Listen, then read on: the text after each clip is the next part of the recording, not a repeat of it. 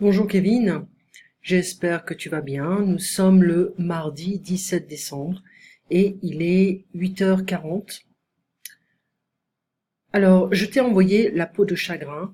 C'est un classique de la littérature française. Ça a été... Attends, je vais arrêter le son. Euh, Ça a été interprété au cinéma et c'est une histoire qui est vraiment intéressante. Histoire française, bien sûr. Voilà. Le monsieur qui va trouver chez un antiquaire une peau de chagrin, un talisman, voilà. Et donc je te conseille de regarder. C'est pas facile hein, comme histoire, mais c'est un classique en fait de la littérature française. Ensuite, je voudrais t'envoyer. Alors là aussi, je vais arrêter le son. Voilà. Voilà. Alors, Christmas Carol, là c'est la version avec la voix de Jim Carrey, c'est une animation, on a Gary Oldman. Euh, un classique, voilà, un classique de Charles Dickens, une interprétation de Charles Dickens, donc une autre interprétation d'un classique de la littérature. Bon, ça c'est Peau de chagrin. Il y a d'autres, en fait, d'autres interprétations de Christmas Carol qui sont vraiment intéressantes. Alors ça, c'est le nouveau. Qui est sur Netflix en ce moment, je me souviens plus du nom, qui est quand même intéressant. Voilà, c'est une version un petit peu plus moderne. Je vais te l'envoyer un peu plus tard. Et là, qu'est-ce que j'ai? Bon, c'est un bundle, Christmas bundle. Donc, ah voilà. Donc ça, c'est Christmas Carol, une autre interprétation. Euh, voilà, je me souviens plus, c'est le Star Trek. Je l'ai pas encore vu en fait ce film, mais je crois que je vais essayer de regarder ce film ce soir. Voilà. Et qu'est-ce qu'on a? Alors là, je me souviens pas du tout. Ah non, ça c'est pour ma fille. Le Teen Titans. Désolée. Enfin, elle adore ça, donc c'est pour elle. Alors, tu as reçu La peau de chagrin et tu vas recevoir 3 autres films qui vont comment dire, bon, je suis certaine que tu les as vus ces films. C'est simplement mon petit cadeau de Noël. Voilà. Alors, on avait fait, voilà. Alors je reviens à Skype. Donc on avait en fait parlé de Huguette, le film. C'est une ancienne directrice de l'école. L'actrice s'appelle Lynn Renault et donc elle va être expulsée de son appartement. Elle ne veut pas aller dans une maison de retraite parce qu'elle ne veut pas être dépendante du système. Et donc c'est une histoire qui est triste mais en même temps qui est positive. On avait fait l'abbé Pierre, donc un personnage important dans la culture française. Hein. La culture française ne parle pas que de nourriture.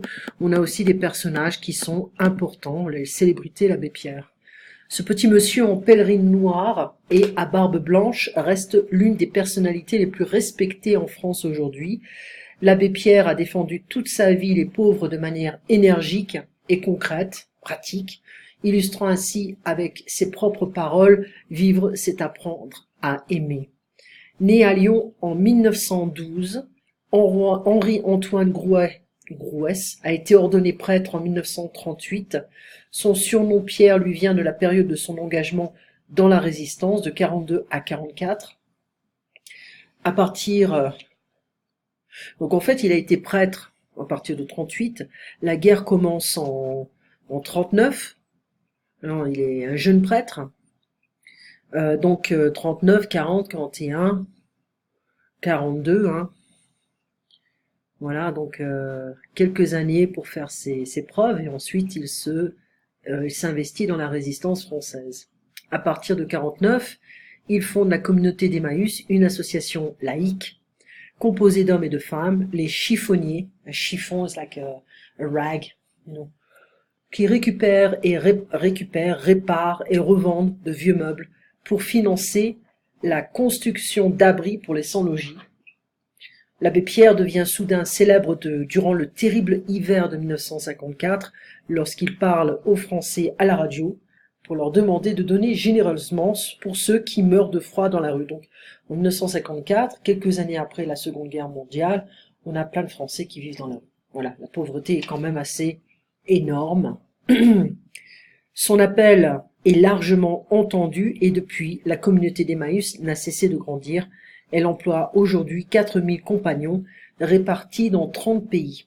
L'abbé Pierre, grande croix de l'ordre de la Légion d'honneur, la plus haute distinction française, a été un infatigable combattant de l'injustice et des inégalités. Il intervenait sans cesse avec conviction et sincérité dans tous les débats sur la misère et la pauvreté. Il est mort en janvier 2007, il avait 94. Il intervenait souvent à la télé. Il était souvent invité à la télé, parce que c'était la personnalité la plus respectée en France, qui faisait de l'audience, de l'audimat, voilà. Donc il avait quand même des choses importantes à dire. Ça, c'était une affiche pour l'Emmaüs, c'était une publicité. On voit pas bien, mais je sais pas si on pourra. Attends. Comment je peux faire moi? Attends. Publicité Emmaüs. On va voir si ça marche. Alors normalement, on voit une famille, il y a la femme, le mari, il y a un enfant là, il y a un autre enfant ici. Je crois qu'ils ont un bébé là, donc il y a 3 enfants plus 2 adultes qui vivent dans un 12 mètres carrés. Et si je peux le trouver.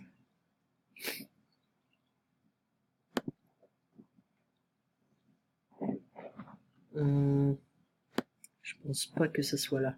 Je l'avais trouvé il y a quelque temps en arrière, mais pas facile parce que c'est une vieille publicité, donc il montre en fait une famille qui vit dans un 12 mètres carrés. C'est pas publicité Emmaüs. Peut-être que je le mets comme ça. On va voir rapidement. Et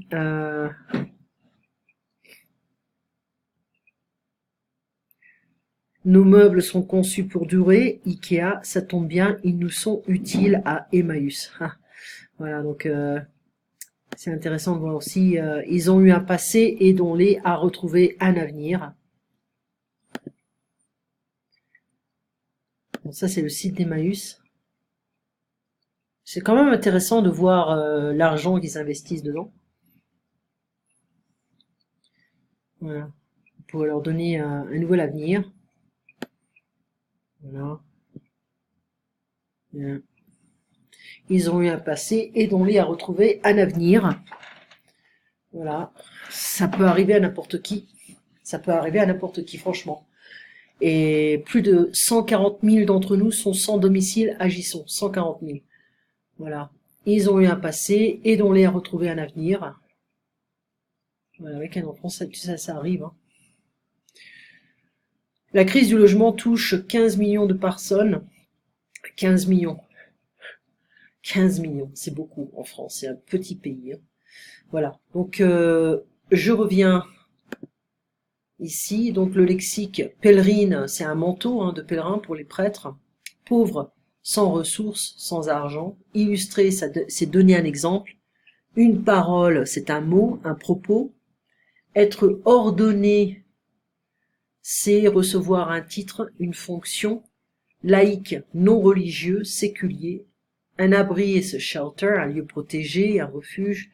Sans logis, on n'a pas de maison. Hein. Personne sans domicile, sans logement. Réparti, distribué, spread out. Intervenir, prendre part, participer. Alors, qui était l'abbé Pierre? Quel était son vrai nom? Ben, c'était un prêtre, voilà, et il était dans la Résistance, et son vrai nom c'est Henri-Antoine Grouès. Quelle est l'origine de son nom Pierre? Ça vient de la Résistance, c'était son nom de résistance. Quelle était la mission de l'abbé Pierre? Eh ben, il était prêtre, donc il voulait aider, il avait un peu une mission d'aider les pauvres, hein, c'était sa mission. Quelle organisation a-t-il créé? La communauté d'Emmaüs. Dans quel but? D'aider les pauvres. D'aider les pauvres. Cette organisation est-elle limitée au territoire français? Non, c'est un peu partout dans plusieurs pays. Comment a-t-il connu la notoriété? Eh ben, il est devenu célèbre avec son appel à la radio en 1954, et il a demandé aux Français d'être généreux et de donner généreusement, parce qu'il y avait des Français qui mouraient dans la rue pendant l'hiver. Quelle décoration officielle a-t-il reçue? Il a reçu la Légion d'honneur. Et quand a-t-il disparu? En 2007. Il avait 94 ans. Commentez la phrase de l'abbé Pierre: vivre, c'est apprendre à aimer, c'est-à-dire qu'on apprend à aimer l'être humain. Voilà, on ne se distend pas, on ne prend pas de distance, on ne s'éloigne pas, on se rapproche des êtres humains. Bon, maintenant c'est difficile, hein, mais bon. Que pensez-vous de cette autre citation de l'abbé Pierre?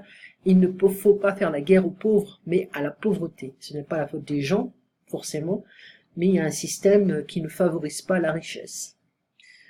Donnez votre définition de la misère, citez des exemples. La misère, ça peut toucher des femmes qui se retrouvent divorcées avec les enfants. On a beaucoup de cas comme ça de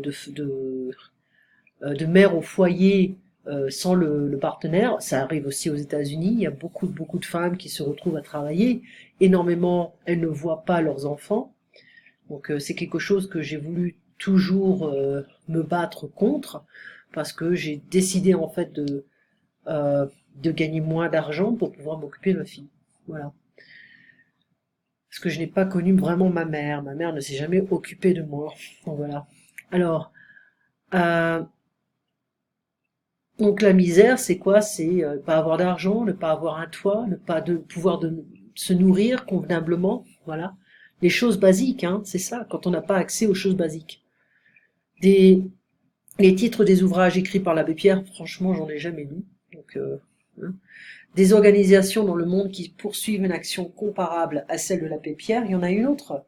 Bon, il y a Salvation Army, l'Armée du Salut, il y a aussi les Restaurants du Cœur, etc. Il y en a plein.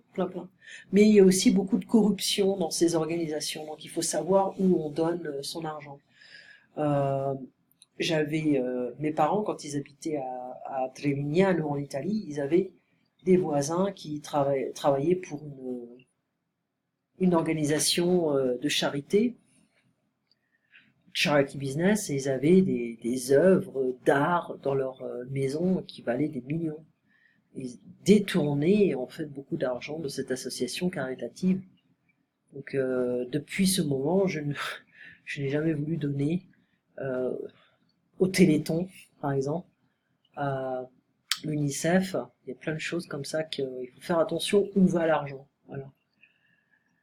Voilà. Alors un petit peu, ça c'est le résumé hein, de l'abbé Pierre. Alors Emmaüs, hein, tu vois, tu peux trouver l'histoire d'Emmaüs. Et c'était la personnalité la plus aimée des Français. Il y en avait d'autres comme François Hardy, Serge Gainsbourg. Non, il était respecté parce qu'il était un artiste. Et voilà, donc il y a plein d'artistes, Marc Lavoine, Benjamin Biolay, des chansons plus récentes, chansons CCH. Au moment de Noël, en France, on avait l'habitude, je ne sais pas si ça se fait encore, mais on avait l'habitude d'avoir Sissi l'impératrice avec Romy Schneider, quand elle était très très jeune, passée à la télévision. Donc on avait une collection de films de princesses qui passaient à Noël. Donc pour les enfants ça va, ma génération ça va, mais après bon ça devenait vraiment ennuyant. Tino Rossi, c'était un monsieur qui chantait super bien, il a chanté beaucoup de chansons de Noël. Voilà, donc je t'ai envoyé également des chansons avec celui-là, William Scheller, c'est superbe. Et Daniel Balavoine, c'était quelqu'un qui était engagé politiquement, il a eu des problèmes avec plein d'hommes plein de politiciens, pardon, et il s'est retrouvé, il a eu plein de problèmes. Voilà, donc, mais il est mort dans un hélicoptère, bizarrement. Enfin bref, donc voilà quelques petites chansons que tu peux étudier si tu as le temps. Passez une très bonne soirée, on se voit donc demain à 3h. Bye bye.